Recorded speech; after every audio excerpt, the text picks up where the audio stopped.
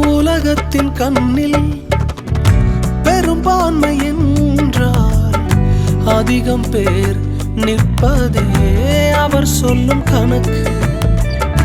அப்பாவும் கண்ணில் தனி மனிதனாயினும் நீர்த்துணை நிற்பதால் பெரும்பான்மை எனக்கு.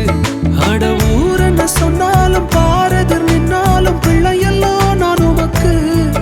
அட ஊர் என்ன சொன்னாலும் பாரதர் நின்னாலும் பிள்ளையெல்லாம் நான் உமக்கு.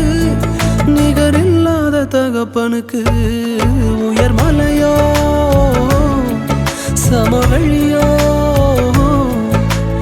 இரண்டிலும் நீரே என் தேவன்.